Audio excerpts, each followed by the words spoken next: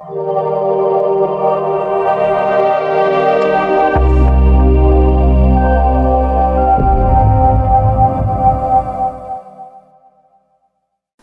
To CMD news. నా పేరు కామాక్షి. ముందుగా నేటి వార్తా విశేషాలు.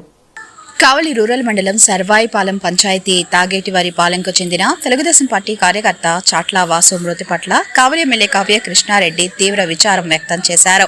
ఇటీవల జరిగిన దాడిలో తీవ్రంగా గాయపడి నెల్లూరులోని ప్రైవేట్ ఆసుపత్రిలో చికిత్స పొందుతూ వాసు శనివారం మృతి చెందినట్లు తెలిసిన వెంటనే ఎమ్మెల్యే స్పందిస్తూ బాధిత కుటుంబానికి ప్రగాఢ సానుభూతి తెలిపారు. ఈ సందర్భంగా ఎమ్మెల్యే విడుదల చేసిన ప్రెస్ నోట్లో ఇటీవల కావలి నియోజకవర్గంలో టీడీపీ నాయకులు కార్యకర్తలను లక్ష్యంగా జరుగుతున్న దాడులపై తీవ్ర ఆందోళన వ్యక్తం చేశారు. రాజకీయ విభేదాల పేరుతో హింసకు పాల్పడడం ప్రజాస్వామ్యానికి విరుద్ధమని పేర్కొన్నారు.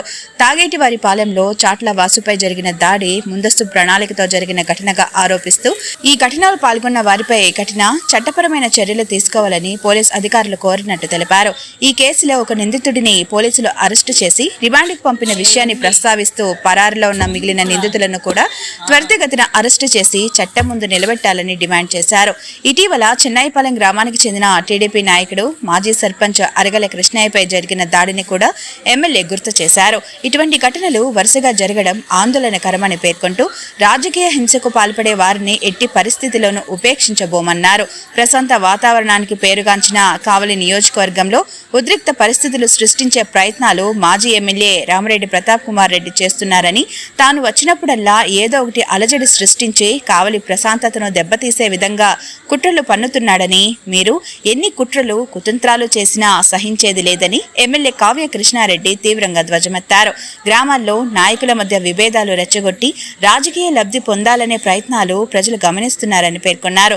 చట్టాన్ని చేతుల్లోకి తీసుకునే వారిపై ప్రభుత్వం కఠినంగా వ్యవహరిస్తుందని స్పష్టం చేశారు.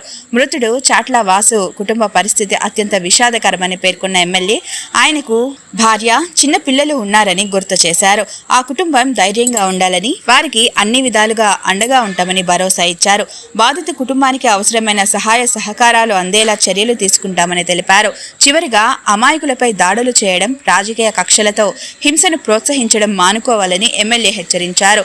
చట్టాన్ని ఎవరు తమ చేతుల్లోకి తీసుకోరాదని, శాంతి భద్రతలకు భంగం కలిగించే వారిపై చట్ట ప్రకారం కఠిన చర్యలు తప్పవని స్పష్టం చేశారు. చాట్ల వాసు మృతి ఘటనలో బాధ్యులందరిపై సమగ్ర దర్యాప్తు జరిపి న్యాయం జరిగేలా ప్రభుత్వం చర్యలు తీసుకుంటుందని ఎమ్మెల్యే కావ్య కృష్ణారెడ్డి తెలిపారు.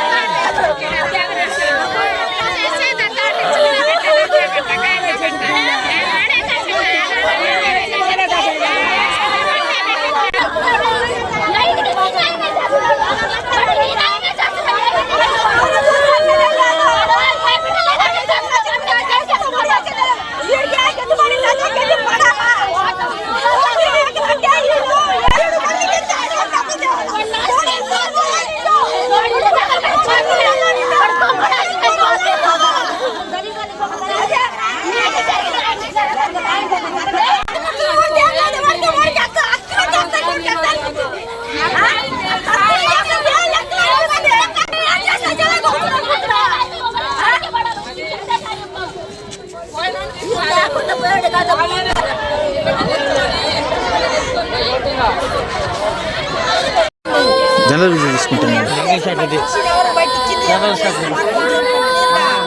ఊళ్ళో రవిశంకర్ ఎవడు తీసుకోపోయిందని నమ్మించా, ఫుల్గా ముందు పంపించి వాళ్ళు కూర్చోబెట్టి చంపేసి